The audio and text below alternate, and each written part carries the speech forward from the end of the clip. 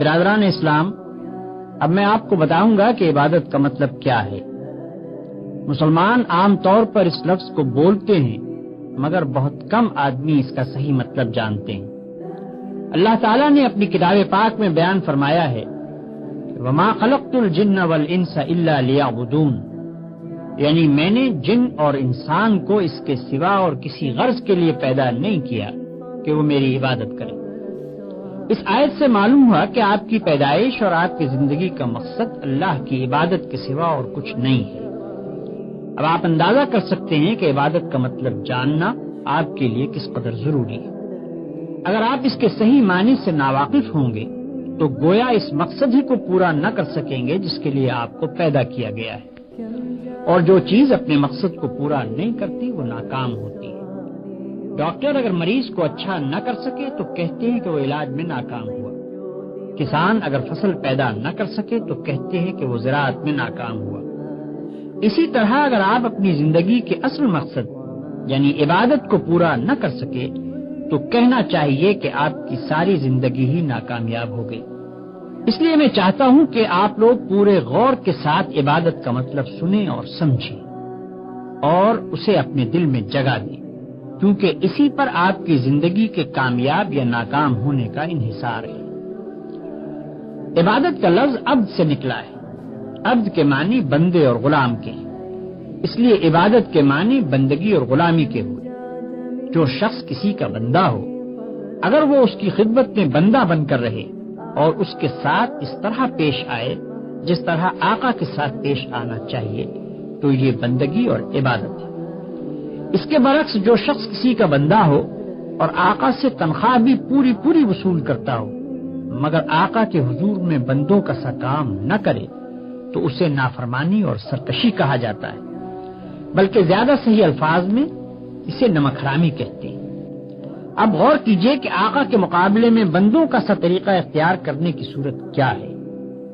بندے کا پہلا کام یہ ہے کہ آقا ہی کو آقا سمجھے اور یہ خیال کرے کہ جو میرا مالک ہے، جو مجھے رزق دیتا ہے، جو میری حفاظت اور نگہبانی کرتا ہے، اسی کی وفاداری مجھ پر فرض ہے۔ اس کے سوا اور کوئی اس کا مستحق نہیں کہ میں اس کی وفاداری کروں۔ بندے کا دوسرا کام یہ ہے کہ ہر وقت آقا کی اطاعت کرے، اس کے حکم کو بجا لائے، کبھی اس کی خدمت سے منہ نہ موڑے اور آقا کی مرضی کے خلاف نہ خود اپنے دل سے کوئی بات کرے نہ کسی دوسرے شخص کی بات مانے۔ غلام ہر وقت ہر حال میں غلام ہے، اسے یہ کہنے کا حق ہی نہیں کہ آقا کی فلاں بات مانوں گا اور فلاں بات نہ مانوں گا، یا اتنی دیر کے لیے میں آقا کا غلام ہوں اور باقی وقت میں اس کی غلامی سے آزاد ہوں۔ بندے کا تیسرا کام یہ ہے کہ آقا کا ادب اور اس کی تعظیم کرے۔ جو طریقہ ادب اور تعظیم کرنے کا آقا نے مقرر کیا ہو اس کی پیروی کرے۔ جو وقت سلامی کے لیے حاضر ہونے کا آقا نے مقرر کیا ہو اس وقت ضرور حاضر ہو اور اس بات کا ثبوت دے کہ میں اس کی وفاداری اور اطاعت میں ثابت قدم ہوں۔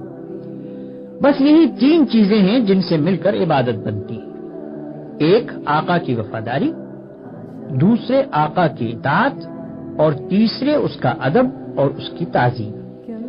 اللہ تعالیٰ نے جو یہ فرمایا ہے کہ وما خلقت الجن والانس الا لیعبدون، تو اس کا مطلب دراصل یہ ہے کہ اللہ تعالیٰ نے جن اور انس کو اس لیے پیدا کیا ہے کہ وہ صرف اللہ کے وفادار ہوں، اس کے خلاف کسی اور کے وفادار نہ ہوں، صرف اللہ کے احکام کی اطاعت کریں، اس کے خلاف کسی اور کا حکم نہ مانیں اور صرف اس کے آگے ادب اور تعظیم سے سر جھکائیں، کسی دوسرے کے آگے سر نہ جھکائیں۔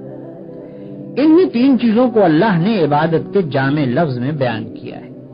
یہی مطلب ان تمام آیتوں کا ہے جن میں اللہ نے اپنی عبادت کا حکم دیا ہے۔